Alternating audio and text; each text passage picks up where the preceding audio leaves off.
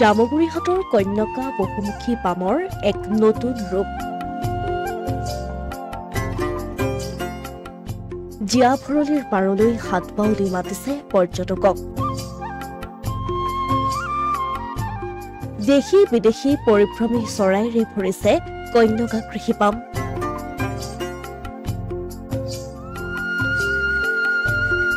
জামুগুৰিহাটৰ ভৰলীপৰীয়া কন্যকা বহুমুখী পামৰ পৰ্যটন ক্ষেত্ৰত এইবাৰ নতুনকৈ সংযোজন হৈছে দেশী বিদেশী পৰিভ্ৰমী চৰাইৰ মুক্ত বিচৰণস্থলী।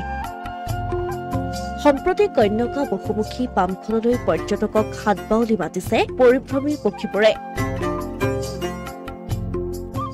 এতিয়া শ শ দেশী বিদেশী পক্ষীৰ কাকলিৰে মুখৰিত হৈ পৰিছে কন্যকা কৃষি পাম।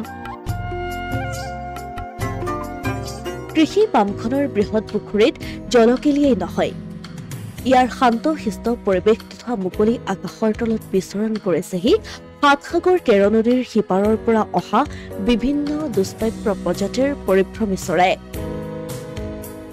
অসমৰ ৱাইল্ড লাইফ গাৰ্ডিয়ানৰ সঞ্চালক তথা পক্ষীবিদ মাছিহ আহমেদ খানে এই কৃষি পামখনত যোৱা এসপ্তাহ ধৰি চলোৱা এই গৱেষণাত পোহৰলৈ আহিছে এই তথ্য।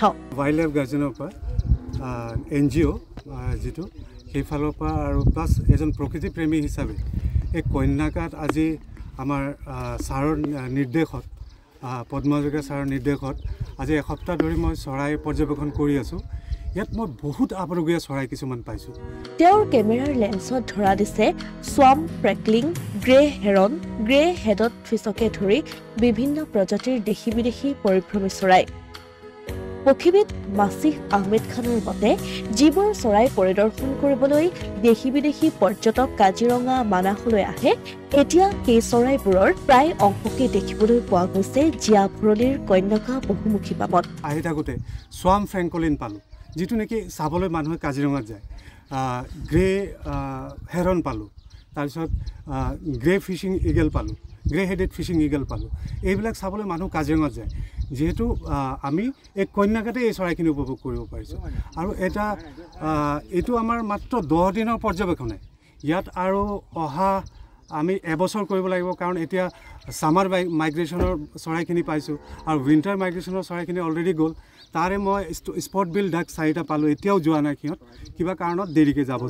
কন্যকা কৃষি পামত দৃষ্টিনন্দন পৰিৱেশৰ সৃষ্টি কৰা এই আলহী পক্ষীসমূহৰ মুক্ত বিচৰণৰ অধিক সুবিধা প্ৰদান কৰিবলৈ কন্যকা কৰ্তৃপক্ষৰ প্ৰতি আহ্বান পক্ষীবিদ মাছিহ আহমেদ খানৰ। মানে 4টা ঋতুত কণ্টিনিউ চৰাই পৰ্যবেক্ষণ কৰিলেহে কি চৰাই আছে, আৰু ইয়াত সাংঘাতিক চৰাই আছে, যিমানখিনি গ্ৰাছলেণ্ড আছে। আৰু মই এইটো এটা আন্তৰিকভাৱে ধন্যবাদ জনাম পদ্মহাজৰিকা ছাৰক, যে তেওঁৰ এই প্ৰচেষ্টাত ইমান ধুনীয়া এটা বস্তু আমাৰ ইয়াত গঢ় লৈ উঠিলে উত্তৰ জামুগুৰিত, যে মানে সেইটো যিহেতু এতিয়া মানুহ কাজিৰঙা নগ'লেও হ'ব। আগন্তুক আৰু মই যিটো মোৰ ইমান দিনৰ অভিজ্ঞতাৰ পৰা ক'ব পাৰোঁ যে আগন্তুক 5-10 বছৰ ভিতৰত কাজিৰঙাৰ প্ৰায়খিনি চৰাই ইয়ালৈ আহিব, কাৰণ তেওঁলোকৰ বাসস্থানৰ বাবে বিৰাট উপযোগী এই অঞ্চল। উল্লেখ্য যে কৃষিকৰ্মৰ জৰিয়তে সমগ্ৰ ৰাজ্যৰ বাবে এক চিনাকি নাম হৈ পৰা কন্যকাই অনাগত দিনত পাব পাৰে অন্য এক পৰিচয়ো। কৃষিপামৰ লগতে পাব পাৰে পক্ষী উদ্যানৰ মৰ্যাদাও। অসমীয়া প্ৰতিদিন ডিজিটেল সংবাদ, জামুগুৰিহাট।